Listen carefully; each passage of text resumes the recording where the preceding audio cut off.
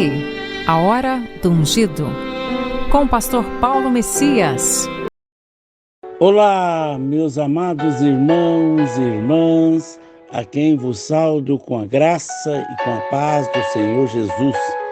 Eu sou o pastor Paulo Messias, da Igreja Videira de Canaã, Goiânia, Goiás, Brasil, para o mundo, chamado por Deus para pregar o Evangelho da graça, para curar os enfermos e libertar os cativos.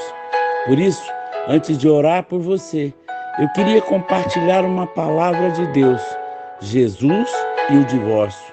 Sabe, filho, o divórcio não deveria de ser um tema do nosso estudo.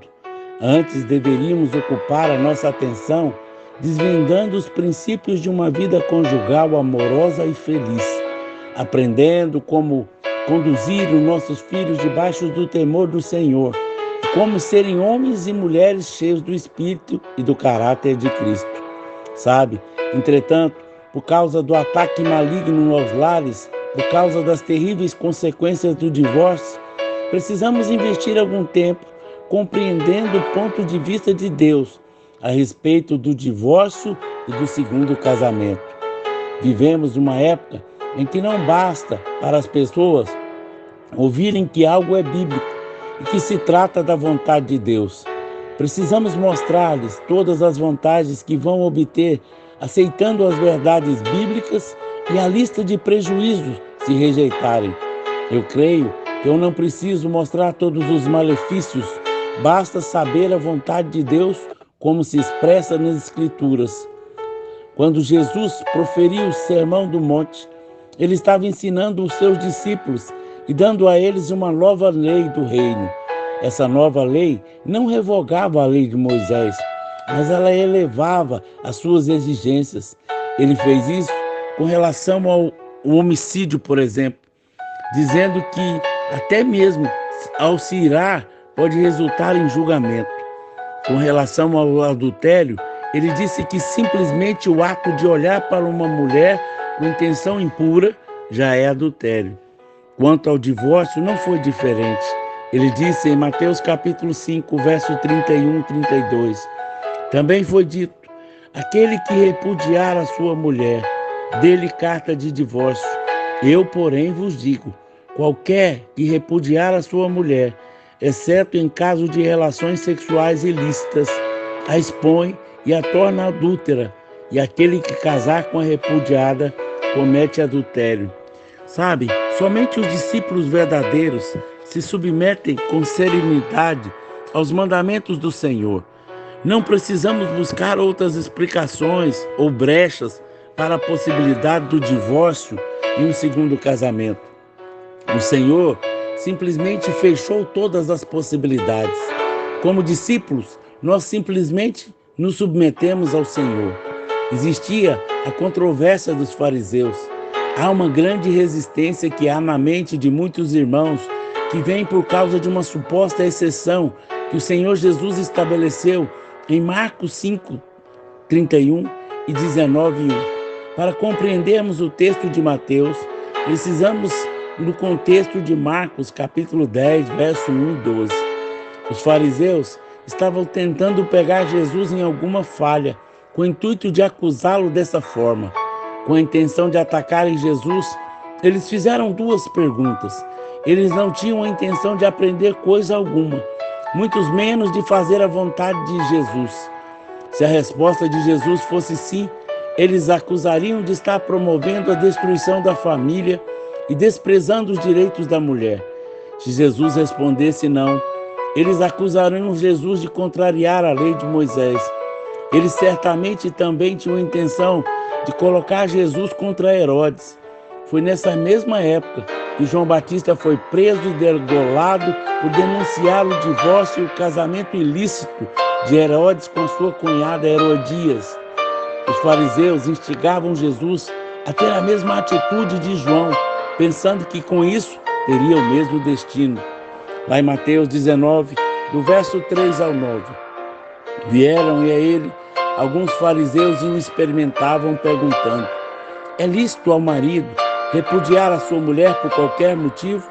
Então ele respondeu: não têm lido que o Criador desde o princípio os fez homem e mulher e que disse: por essa causa deixará o homem pai e a sua mãe e unirá a sua mulher, tornando-se os dois uma só carne, de modo que já não existirá mais dois, porém uma só carne.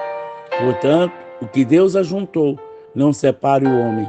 Replicaram-lhe: por que mandou então Moisés dar carta de divórcio e repudiar? Respondeu Jesus: por causa da dureza do vosso coração, é que Moisés vos permitiu repudiar vossa mulher. Entretanto, não foi assim desde o princípio. Eu, porém, vos digo que quem repudiar a sua mulher, não sendo por causa de relações sexuais ilícitas, e casar com outra, comete adultério. E o casar com a repudiada comete adultério. A primeira pergunta: é lícito ao homem repudiar a sua mulher por um qualquer motivo? Jesus poderia simplesmente responder a eles dizendo: não, não é lícito repudiar a mulher. Mas em vez disso, o Senhor volta ao princípio para mostrar o que estava no coração de Deus com relação ao casamento. Não tende lido que aquele que os fez no princípio, macho e fêmea os fez, e disse: portanto, deixará o homem pai e mãe, e se unirá à sua mulher, e os dois serão uma só carne? Assim não são mais dois, mas uma só carne. Aqui nós temos 3 princípios importantes que devem ser considerados. Deixará o homem pai e a sua mãe. O Senhor mostra claramente que aqueles que se casam devem ser solteiros, porque deixam a casa dos pais. No caso de pessoas divorciadas, elas deixam o antigo marido ou mulher. Unirá a sua mulher. A mulher com a qual se une não é de nenhum outro homem. No caso de um divorciado, ela se une à mulher de que outro homem. Os dois serão uma só carne. A relação sexual é o selo, é a consumação do casamento. Não se pode dizer que houve um casamento se ele não foi consumado pelo ato sexual. Eu não estou dizendo que toda pessoa que se une sexualmente com outra está casada com ela. Paulo diz que aquele que se une a uma prostituta se torna com ela uma só carne, mas nem por isso assumiu o casamento com a mesma. 1 Coríntios 6, verso 15 e 16. Toda relação sexual torna os dois envolvidos numa só carne, mas a relação sexual, depois de uma aliança de casamento, é que constitui o selo do matrimônio.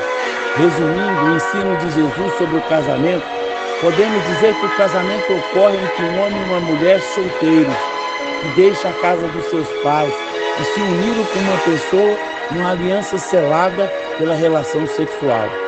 No verso seguinte, o Senhor responde à mesma pergunta dos fariseus, dizendo: portanto, o que Deus ajuntou, não separe o homem. Em Mateus 19:6.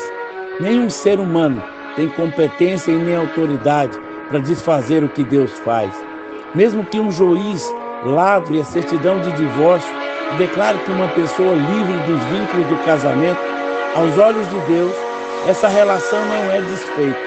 O casamento é uma aliança entre um homem e uma mulher. Uma mulher é de Deus e de testemunha dessa aliança. O adultério é a quebra da aliança conjugal. O divórcio é a quebra do 9º mandamento da lei de Deus, ou seja, um falso testemunho, uma quebra do juramento feito na presença de Deus. Algumas pessoas tentam justificar o divórcio, afirmando que não foi Deus quem os uniu em um casamento. Eu preciso enfatizar que o mesmo casal não tenha buscado a orientação de Deus para o casamento. Uma vez firmada a aliança, Deus ratifica. Juízes capítulo 9, do verso 1 ao 27. A resposta de Jesus aos fariseus é clara: não é lícito ao homem repudiar a sua mulher.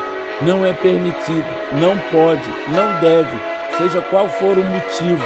Não é lícito ao homem repudiar a sua mulher e ponto final.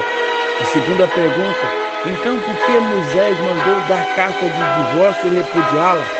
A mesma pergunta, eles estavam como dizendo: como é que você diz que não é lícito ao homem repudiar a sua mulher, quando Moisés afirmou que sim?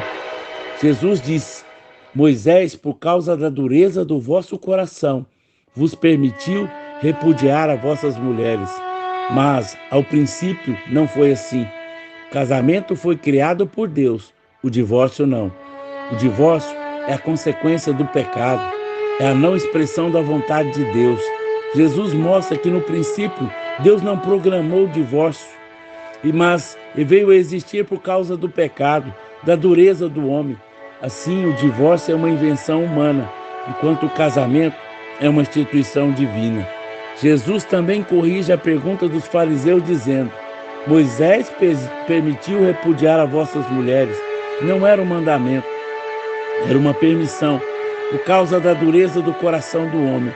E reafirma a realidade do casamento firmando, mas ao princípio não foi assim.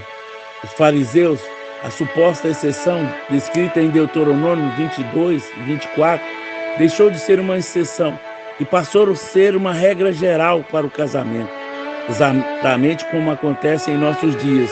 Hoje se divorcia por qualquer motivo. A questão da exceção, tanto a primeira pergunta como a segunda dos fariseus, estavam respondidas e o assunto estava encerrado. Mas e a sequência do texto? Como fica a próxima declaração de Jesus? Eu, porém, vos digo, quem repudiar a sua mulher, sendo por causa de relações sexuais ilícitas, e casar com outra, comete adultério, e com casar com a repudiada, comete adultério. Para compreendermos apropriadamente essa afirmação, precisamos do texto de Marcos 10. Aí ficamos sabendo que essa afirmação foi feita por Jesus apenas aos discípulos dentro da casa. E em casa, tornaram os discípulos a interrogá-lo acerca disto mesmo. E lhes disse: quem repudiar a mulher e casar com outra, comete adultério contra aquela mulher. E se ela repudiar o seu marido e casar com outro, comete adultério. Assim, essa afirmação faz parte da nova lei do reino, apenas para discípulos. No texto de Marcos, nós lemos claramente que a exceção não existe, mas para compreendermos plenamente o texto de Mateus, precisamos ver a definição dos termos no original grego. Jesus disse em Mateus 19:9, quem repudiar a sua mulher, não sendo por causa de relações sexuais ilícitas, e casar com outra, comete adultério. A expressão relações sexuais ilícitas é porneia no grego. A palavra grega porneia significa fornicação, ou seja, relações sexuais entre solteiros, ou poderia ser qualquer tipo de união ilícita proibida pela lei de Deus. Se um casal estiver vivendo em uma dessas situações, o caminho é a separação, segundo a lei de Moisés. No primeiro caso, sendo ambos solteiros, lembre-se que fornicação só acontece em quem entre solteiros. Eles estão livres para casarem um com o outro, ou com outros parceiros também solteiros. No segundo caso, ou ficam sozinhos, ou se reconciliem com seu cônjuge antigo, se for possível. É muito importante observar que Jesus nunca usou a expressão a não ser no caso de adultério, no grego quer dizer mocheia. Ele sempre usou a expressão fornicação, que chama porneia. O adultério envolve pessoas casadas e fornicação acontece entre solteiros. O Senhor também não afirmou que um homem repudia sua mulher e casa com outra comete fornicação. O texto corretamente traduzido é aquele que repudia sua mulher, a não ser no caso de fornicação, e casar com outra comete adultério. Tanto em Mateus 5,32 como em Mateus 19,9, fica impedido de dar interpretação de adultério à palavra porneia, mas sim de fornicação. Como os dois casos podem cometer fornicação, se a fornicação só acontece entre solteiros. Para entendermos isso, precisamos ler o que Moisés disse. Em Deuteronômio 24:1, se o homem tornar uma mulher e se casar com ela, e se ela não for agradável aos seus olhos, por ele ter achado coisa indecente nela, e se ela lavrar um termo de divórcio e lhe der a mão e a despedir de casa, o que o homem poderia encontrar uma mulher que ele fosse indecente. O mais provável é que ele descobrisse que ela não era mais virgem. E se ela não era mais virgem, porque havia cometido fornicação enquanto solteira. Em Deuteronômio 24, do verso 1 ao 4, assinala que o marido quisesse anular o casamento recente por ter achado algo nela indecente e que ela não podia negar. Então ele redigiria uma carta de divórcio, entregaria a ela e ambos estariam livres para casar com outro. O divórcio, como foi mencionado por Moisés, é uma anulação do que propriamente um divórcio. Aqui temos uma alusão de Jesus dita aos discípulos sobre o caso, a não ser por causa de fornicação. Seria o mesmo que dizer, somente nessas circunstâncias, se um homem se divorciar da sua esposa e casar de novo, não comete adultério. Jesus, todavia, disse que essa permissão foi dada para os homens no tempo da lei, que eram duros de coração. Como hoje, na nova aliança, nós recebemos um coração de carne no lugar do coração de pedra. Não há como sermos filhos de Deus e ainda mantermos um coração duro. Ezequiel 36, verso 26. Dessa forma, se um discípulo, no dia do casamento, descobrir que a esposa não era virgem, ele deveria perdoá-la. Assim, não há divórcio para um crente. Em palavras simples, o que Jesus dissera foi: eu, porém, vos digo que qualquer homem que repudiar a sua mulher, a não ser que descubra que ela não era mais virgem no dia do casamento, e casar com outra, comete adultério. E quem casar com ela, também comete adultério. Jesus concluiu o assunto com os fariseus, afirmando que no projeto de Deus, o casamento é indissolúvel. O casamento deve ser para toda a vida. É uma união permanente. O divórcio é uma conspiração contra Deus e contra o cônjuge. O divórcio é um atentado contra a família. Aleluia! Glória a Deus! Que essa palavra traga luz à sua vida. Nessa hora, eu quero orar pelos casais que estão separados, para que Deus traga luz, para que eles possam ser restaurados. Eu oro pelo José Coutrinho, pela Guiomar, pela Rainara, pelo Everson, pelo Celso, pela Amanda, pelo Tiago, pela Miriam, pelo Ricardo, pela Érica, pelo Rubem Júnior e pela Aline Nogueira. E por você que está me ouvindo através desse canal, talvez esteja separado do seu cônjuge. Deus vai restaurar, Deus vai restituir, em nome de Jesus. Vamos orar? Pai, em nome de Jesus, teu Filho amado, nessa hora, eu oro por todos os casais, Pai, para que o Senhor restaure esses casamentos. Ó Deus, tira toda dureza, tira toda a raiz de amargura, tira tudo aquilo, Pai, todas as palavras mal faladas, toda dor, toda ferida na alma, que eles possam, Pai, ter o seu casamento restaurado, que a sua família seja restaurada. Eu declaro a falência do inferno, eu digo não ao divórcio, eu digo não à separação, eu declaro que essas famílias são restauradas, restituídas, porque essa é a vontade do Senhor, que Deus uniu, não separe o homem, que o seu casamento seja guardado pelo Senhor, em nome de Jesus. Amém, amém e amém.